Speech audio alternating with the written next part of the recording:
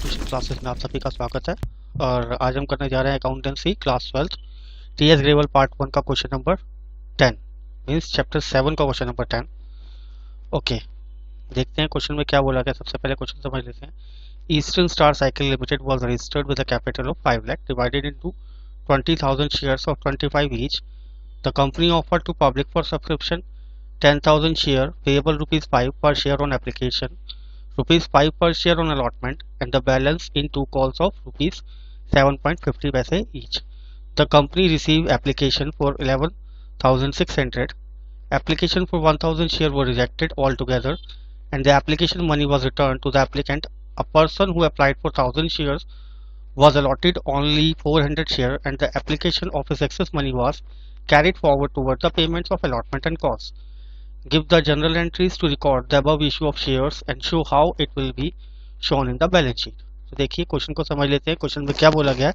एक eastern star cycle limited company है जो कि रजिस्टर्ड है 5 लाख रुपए की कैपिटल से, और उसको कंपनी ने शेयर्स में जब कन्वर्ट किया वो 20,000 शेयर बन गए थे, जिसमें हर शेयर की जो वैल्यू कंपनी ने क्या रखी है 25 रुपीज़ ईच रखी है। और कंपनी ने पब्लिकली जो शेयर इशू किए हैं वो 10,000 किए हैं, और एप्लीकेशन पे 5 रुपये अलॉटमेंट पे और 7.5 रुपये फर्स्ट और फाइनल कॉल पे मांगे हैं। ठीक है ना। और कंपनी को जो है 11,600 की एप्लीकेशन रिसीव हुई हैं, जिसमें से 1,000 तो कंपनी ने एप्लीकेंट्स को उनके जो एप्लीकेशन आई हैं उनको रिटर्न कर दिया है, और बाकी जो दूसरे 1,000 हैं उनमें से सिर्फ उनको 400 शेयर ही अलॉट किए हैं, और उनकी जो एक्सेस मनी बची हुई है यानी कि 600 शेयर के जो पैसे बचे थे उसको अलॉटमेंट पे और कॉल्स पे अगर बचता है फर्दर तो उनको उसमें एडजस्ट कर लिया गया है। आपको सिर्फ यहाँ पे सिर्फ इतना करना है, जनरल एंट्रीज पास आउट करनी है, और साथ ही साथ क्या करना है ये दिखाना है कि बैलेंस शीट में ये अमाउंट किस तरह रिप्रेजेंट किया जाएगा। ठीक है। तो टाइम की वेस्टेज को, और वैसे भी मेरी राइटिंग इतनी ज़्यादा साफ नहीं है तो क्लियरली आपको समझ में आ जाए, मैंने ऑलरेडी सारा कंटेंट उसके लिए टाइप करके रखा हुआ है। तो देख लेते हैं सबसे पहले कि इसके अंदर क्या क्या गिवन है। हमें गिवन है ऑथराइज कैपिटल, ठीक है, जो कि 20,000 पे है, और कंपनी ने इशू कितने शेयर किए हैं 10,000 शेयर इशू की है, सॉरी 20,000 ऑथराइज कैपिटल नहीं है, 20,000 शेयर्स हैं।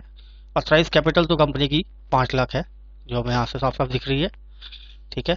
और अप्लाई कितना लोगों ने किया यहाँ पे 11,600 शेयर्स के लिए अप्लाई किया गया था पब्लिकली। अब क्या होता है कि 5 रुपये तो एप्लीकेशन पे मिलते हैं, 5 रुपये अलॉटमेंट पे मिलते हैं, 7.5 रुपये फर्स्ट कॉल पे मिलते हैं, 7.5 रुपये फाइनल कॉल पे मिलते हैं, और अगर आप इसका टोटल देखेंगे तो कितना है 25 रुपये है, और इट मीन्स वो जिसके इक्वल है किसके ऑथराइज शेयर्स के चार्ज के इक्वल है। ठीक है। तो इट मीन्स कंपनी ने एट पार पे शेयर्स इशू किए हैं। ओके, नेक्स्ट वन थिंग, मैं आपको एक चार्ट रिप्रेजेंट करने वाला हूँ फ्रेंड्स। ये चार्ट अपने आप में बहुत ज़्यादा इंपॉर्टेंट होता है, क्योंकि जो इसका फाइनल टोटल जो होता है वो हमारे बहुत काम आता है। जब भी आप जनरल एंट्रीज या अकाउंट मेंटेन करेंगे तो उन टोटल्स का हम यहाँ पे जो कैलकुलेशन हमने ऑलरेडी करके रखी होगी उसको हम डायरेक्टली वहाँ पे पुट कर लेंगे, हमें बार बार अगेन एंड अगेन उसको दोबारा से कैलकुलेट नहीं करना पड़ेगा। तो बहुत बेनिफिट होता है इस चार्ट का अपने आप में। ठीक है। तो सबसे पहले मैं क्या करता हूँ, इन चार्ट्स को टैगिंग कर देता हूँ, इनके नाम रख देता हूँ। सपोज मैंने इसको ए नाम रख दिया, इसका मैंने बी नाम रख दिया, इस कॉलम का मैंने सी, इस कॉलम का मैंने डी रख दिया, इसका ई रख दिया।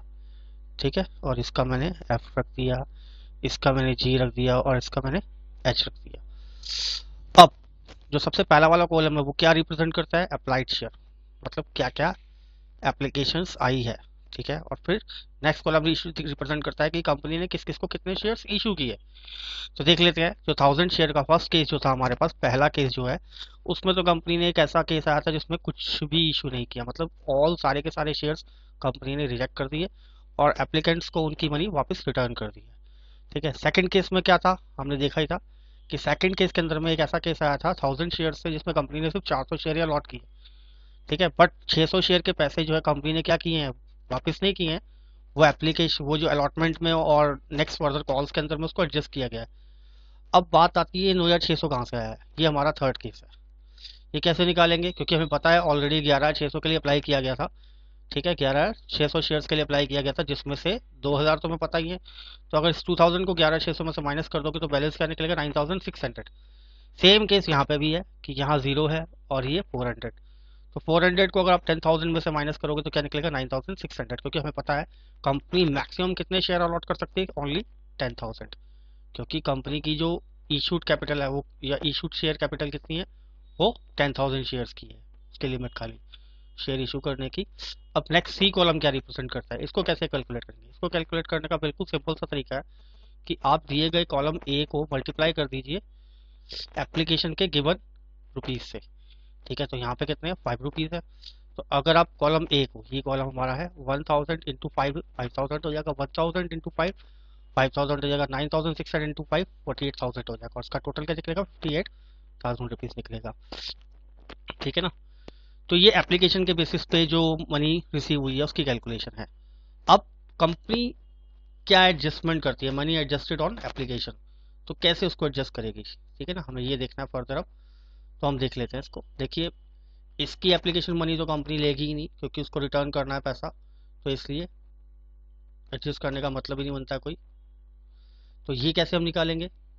इसके लिए सिंपल आपने क्या करना है कि जो बी कॉलम के अंदर दे रखा है उसको आप एप्लीकेशन के रुपीज अमाउंट से क्या क्या करना है, मल्टीप्लाई। तो यहाँ पे कितना है, 5 रुपीज।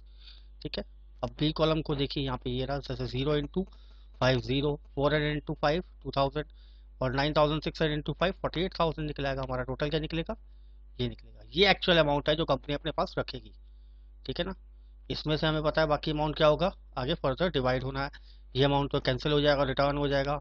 इसमें से सिर्फ कंपनी 2000 एप्लीकेशन के जो अकाउंट में ट्रांसफर करेगी, ठीक है, शेयर कैपिटल अकाउंट में, और ये वाला सेम एज ऑन ट्रांसफर हो जाएगा। अब बात करते हैं नेक्स्ट कॉलम की, ई कॉलम यानी एक्सेस कॉलम। अब एक्सेस कॉलम हमें क्या दिखाता है कि कंपनी के पास एक्स्ट्रा पैसा कौन सा बचा हुआ है। ठीक है, क्या फर्दर बैलेंस एक्स्ट्रा आया हुआ है कंपनी के पास। तो हम देखें तो यहाँ पे क्या है, एक ही हमारे पास एक्स्ट्रा है कंपनी का, बट यहाँ पे मैंने साथ में एक बैंक बोर्ड लगा रखा है। इट मीन्स ये पैसा क्या कर रहा है, वापस जाएगा, ये क्लाइंट को रिटर्न कर दिया जाएगा।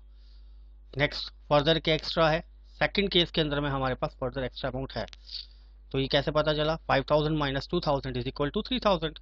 इट मीन्स अगर मैं सीधा सीधा ये बोलूँ कि आप सी और डी कॉलम को आपस में सब्ट्रैक्ट कर दें, किसको, सी और डी कॉलम को आपस में सब्ट्रैक्ट कर देंगे, तो हमारे पास एक्सेस कॉलम की वैल्यूज निकलनी स्टार्ट हो जाएंगी। तो 5000 minus 0 is equal to 5000, 5000 minus 2000 is equal to 3000, 48,000 minus 48,000 is equal to 0। ठीक है ना, हम बात करते हैं अलॉटमेंट पे। अलॉटमेंट क्या ड्यू है, अलॉटमेंट पे कंपनी कितना डिमांड कर रही है फर्दर।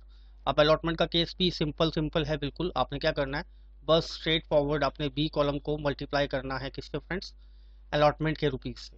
तो अलॉटमेंट के रुपीज यहाँ पे क्या है, बी कॉलम को। ठीक है ना, तो बी कॉलम के अंदर में आपको पता दिख ही रहा है साफ साफ कि 400 और 9600 है, सॉरी। ठीक है, तो इसको 5 से मल्टीप्लाई करेंगे, फिर से अमाउंट आ जाएगा, यहाँ जीरो आएगा। ये आपको पता ना, क्योंकि कंपनी यहाँ पे एप्लीकेशन के टाइम में ही उसको रिटर्न कर देती है, तो इसलिए हम फर्स्ट केस को फर्दर आगे लंबा नहीं खींच सकते हैं, उसे अलॉटमेंट से पहले पहले उस पैसे को रिटर्न कर दिया गया है। तो फर्स्ट केस तो यहीं अपने आप में जीरो होता जाएगा, इसलिए उसको कहीं भी हम शो नहीं करेंगे आगे जाके। अब सेकंड केस की बात आती है। सेकंड केस में मैंने आपको बता ही दिया है कि बी कॉलम के अंदर में जो भी वैल्यूज दी गई हैं आप उनसे उसको मल्टीप्लाई कर दीजिए। अब बात करते हैं एच कॉलम की। एफ कॉलम तो हमने निकाल लिया, अब जी कॉलम की बात कर लेते हैं, सॉरी पहले। तो excess money adjust on allotment. अब देखिए एक्सेस मनी जो हमारे पास थी, ऐसे ही एक और कॉलम है excess money adjust on first call. मतलब जितना पैसा फालतू बचा हुआ है उसको कंपनी कहाँ कहाँ एडजस्ट कर सकती है फर्दर। ठीक है ना, अगर अलॉटमेंट के बाद पैसा बचता है तो उसको फर्स्ट कॉल में ले जाएगी, फर्स्ट कॉल के बाद बचता है तो उसे सेकंड में, अगर सेकंड के बाद बचता है तो फाइनल में। मतलब जितने भी कंपनी ने कॉल्स की होंगी उसके अंदर हम उसको एडजस्ट कर सकते हैं अगर पैसा बचा हुआ होगा तब, अदरवाइज कुछ भी नहीं कर सकते। ठीक है ना, जैसा कि फर्स्ट केस के अंदर में कंपनी कुछ नहीं कर सकती है क्योंकि पैसा रिटर्न कर दिया गया है। अब सेकंड केस के अंदर में हम देखें तो कंपनी के पास जो है एक्सेस में, हम यहाँ क्या दिखा रहे हैं, 2000 रुपीज़ दिखा रहे हैं, क्योंकि एक्सेस अमाउंट कंपनी का कितना है, 3000 है। अब 3000 में से वो क्या कर सकती है, अलॉटमेंट का पेमेंट कर सकती है। अलॉटमेंट का पेमेंट कितना है यहाँ पे, सेकंड केस के लिए 2000 है। तो कंपनी पूरा का पूरा 2000 जो है वो किस में ट्रांसफर कर सकती है, अलॉटमेंट के अकाउंट में ट्रांसफर कर सकती है। अगर मैं इसको इसमें से माइनस कर दूं तो कंपनी के कितने पैसे बचेंगे एक्स्ट्रा, और 1000। वो 1000 किस में चले जाएंगे, वो 1000 फर्स्ट कॉल में यूज हो जाएंगे। अब अगर वो पैसा बचा होता तो हम किस में ट्रांसफर कर सकते थे, फाइनल कॉल में, बट कुछ एक्स्ट्रा बचा नहीं है इसलिए ट्रांसफर नहीं कर सकते हम। आइए अब आगे देख लेते हैं जर्नल एंट्रीज को। आई थिंक ये आपको समझ में आ गया होगा, बहुत ही ईजी है अपने आप में, ज़्यादा आपको इसमें माइंड नहीं यूज लगाना पड़ेगा। बट आपको माइंड में सिर्फ इतना रखना है कि ये कॉलम किस तरह बनाने हैं, उनकी टैगिंग क्या करनी है। आप सिर्फ इतना माइंड में रख लीजिए, यहाँ तक ये कंपलसरी ही है आपके लिए अगर अलॉटमेंट दी होती है तब। ठीक है ना, एक्सेस अमाउंट तो आप एडजस्ट कर ही सकते हैं। अब जनरल एंट्रीज को देख लेते हैं। सबसे पहली बेसिक एंट्री जो हमारे पास, bank account debit to share capital account, वो कितने से होगा, 58,000 से। वो हमें कैसे पता चलेगा, देखिए डायरेक्टली हम यहाँ से देख सकते हैं। ये जो कॉलम था ये हमें रिप्रेजेंट कर रहा है कि कितनी एप्लीकेशन अपनी आई कंपनी के पास, बट कंपनी एक्चुअल में रख कितनी सकती है ये भी हमें पता है, ठीक है ना, कितनी, 50,000 ओनली। तो देखिए फर्स्ट कॉलम से हमारे को यहाँ पे समझ में आ गया पूरा clearly.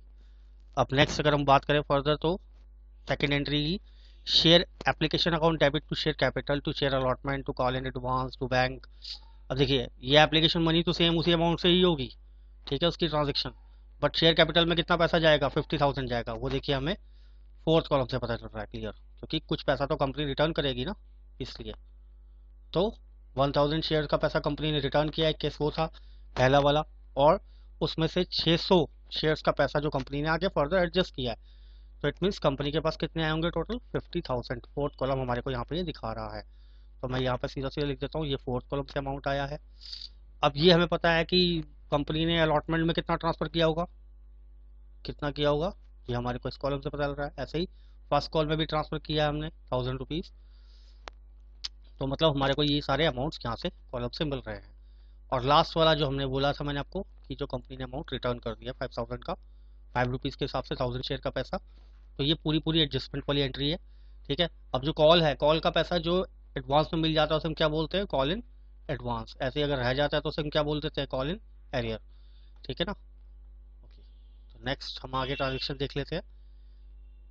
Share allotment account debit to share capital account, ये एंट्री कितने से होगी, 50,000 से होगी। ये कैसे पता चला, आइए देख लेते हैं फिर से कॉलम को। देखिए ये बना हुआ हमारा कॉलम 50,000 वाली एंट्री, ठीक है ना। सेम हमें डायरेक्ट कहीं से पता चल जाएगा 50,000। बट अब जो एंट्री, मतलब जो हम अमाउंट ट्रांसफर करेंगे अलॉटमेंट अकाउंट के अंदर में, वो हमें ध्यान में रखना है, वो हम 50,000 नहीं कर सकते। हम कितना करेंगे, 48,000 रुपीज़ ही करेंगे, क्योंकि ऑलरेडी कंपनी जो है 2,000 रुपये शेयर अलॉटमेंट अकाउंट में एप्लीकेशन के टाइम में एडजस्ट करवा चुकी है। तो इट मीन्स कंपनी को अब सिर्फ 48,000 ही रिसीव्ड होंगे अलॉटमेंट के नाम पे। अब हम बात करते हैं फर्स्ट कॉल की। देखिए फर्स्ट कॉल के भी हमारे को 1000 रुपीज़ मिल चुके हैं एडवांस में, तो इस केस में भी हम ऐसे ही करेंगे। देख लीजिए, bank account debit, sorry share first call account debit to share capital account 75,000 बन जाएंगे, 10,000 शेयर के 7.5 रुपये के हिसाब से। ऐसे ही bank account debit to call in advance to share first call. तो अब यहाँ पे आप देखें फर्स्ट कॉल के पैसे हम यहाँ ऑलरेडी दिखा रहे हैं, क्योंकि पहले हमने कॉल इन एडवांस को क्या किया था, क्रेडिट किया था, उसे डेबिट करके बैलेंसिंग पे ले आएंगे। अब उसके बाद अब देखिए अगर 1000 में माइनस कर देता हूँ 75,000 में, तो कितने बन जाएंगे, 74,000। मतलब कंपनी के पास सिर्फ 74,000 रुपीज़ ही आएंगे। नेक्स्ट फाइनल कॉल के अंदर में कोई भी एडजस्टमेंट नहीं हुई थी, तो इसकी डायरेक्ट एंट्री हो जाएगी share final account debit to share capital account, ऐसे bank account debit to share final account, जिसमें 75 और 75, क्योंकि दोनों कॉल का रेट सेम है, 7.5 रुपये है, ठीक है ना। तो कंपनी ने पहले कॉल की, कॉल मेडअप की है, फिर उसके बाद पैसा उनको रिसीव्ड हुआ है 7.5 रुपये के हिसाब से, 75,000 रुपये। अब बात करते हैं balance sheet, but balance sheet से पहले हम नोट्स देख लेते हैं, ठीक है। अब नोट में देखिए मैंने पहले से ही पेंटिंग कर रखी है, पहले से ही इसको टैगिंग कर रखी थी। तो यहाँ देखिए सबसे पहले जो हमारे पास ऑथराइज कैपिटल कंपनी कितनी है, 20,000 शेयर्स की, 5 लाख रुपए की थी, जो कि 25 रुपये हर शेयर के हिसाब से था। कंपनी ने इशू कितने किए, ओनली 10,000 शेयर इशू किए हैं। और सब्सक्राइब टू कॉल्ड अप और पेड अप अमाउंट भी कितना होगा, 10,000 शेयर के हिसाब से ही होगा, ठीक है। देखिए इशू भी कंपनी ने 10,000 की है, और कंपनी क्या कर सकती है, सब्सक्राइब भी उतना ही करवा सकती है, सब्सक्रिप्शन भी उतनी ही शेयर्स पे दे सकती है उसका रेट 25 रुपये के हिसाब से किया था, क्योंकि एट पार पे है, ठीक है। और अगर आप 20,000 को 25 से मल्टीप्लाई करेंगे तो 5 लाख निकलेगा। ये कंपनी की ऑथराइज कैपिटल है, ये कंपनी की इशूड कैपिटल है जो कंपनी ने पब्लिकली अनाउंस की है, और ये कंपनी जितने अलॉट कर सकती है एक्चुअल में उसके अकॉर्डिंगली है। और अगर आप देखें तो उसका टोटल कितना निकल रहा है, 2,50,000, ठीक है। अब कैश और कैश इक्विवेलेंट की कैलकुलेशन कैसे करेंगे, सिंपल है। अगर वैसे तो हमारे को इस क्वेश्चन में कैश बुक बनाने के लिए कहा नहीं गया है, बट फिर भी अगर जनरली हमें बनानी होती है तो हम क्या करते हैं, ये डेबिट साइड होती है हमारी, ठीक है फ्रेंड्स, और ये क्रेडिट साइड होती है। इसमें हम क्या दिखाते हैं, जो पैसा यहाँ आ रहा है और यहाँ पे भी जो जा रहा है, तो जाता कौन कौन सा, एक तो 5,000 रुपये चले जाते, 1,000 शेयर के पैसे कंपनी ने वापस कर दिए थे। आते कौन कौन से, एक तो एप्लीकेशन का अमाउंट आता, और अलॉटमेंट का अमाउंट आता, और ऐसे ही फर्स्ट कॉल का और फाइनल कॉल का, ठीक है ना। और जब हम इन सबका टोटल कर लेते तो बैलेंस शीट हमारा यहाँ पे आ जाता, ठीक है ना। और ये बैलेंस शीट कितना निकलता, बैलेंस शीट हमारा इतना ही निकलता है। अब हम देखते हैं बैलेंस शीट को। ये नोट 1 था और ये नोट 2 था। तो बेसिक कैलकुलेशन के बाद आगे बढ़ते हैं, देखते हैं बैलेंस शीट कैसे मेंटेन की गई। तो सबसे पहले लायबिलिटीज को देख लेते हैं। हमारे पास शेयर होल्डर फंड के अंदर में क्या है, शेयर कैपिटल है हमारे पास ऑलरेडी। जितने से कंपनी क्या थी, कंपनी ने शेयर इशू किए हैं, शेयर कैपिटल की बात कर रहे हैं हम। अब बात करेंगे नॉन करंट लायबिलिटीज, कोई भी नहीं है। अदर करंट लायबिलिटीज कोई भी नहीं है। कंपनी के पास एसेट्स, नॉन करंट एसेट कोई नहीं है। करंट एसेट में कैश इक्विवेलेंट था जो हमने ऑलरेडी देख लिया है, 2,50,000 ही था। तो आपको वैसे ही पता है कि बैलेंस शीट के जो दोनों साइड्स का एक जो टोटल होना चाहिए वो क्या होना चाहिए, सेम होना चाहिए, जो कि बिल्कुल करेक्ट आ रहा है अपने आप में। आई थिंक आपको पूरा क्वेश्चन समझ में आ गया होगा। ठीक है, ओके। तो अगर आपको मेरी ये वीडियो पसंद आई तो प्लीज़ नीचे दिए गए बटन पे सब्सक्राइब कीजिए, और अगर कोई फर्दर आप कमेंट पास करना चाहते हैं तो कमेंट बॉक्स में जाकर के टाइप करिए। और अगर आप चाहते हैं कि इस वीडियो में कोई भी अपडेशन करनी है तो प्लीज़ मुझे कमेंट से मैसेजिंग करके मुझे इन्फॉर्म कीजिए। Thank you.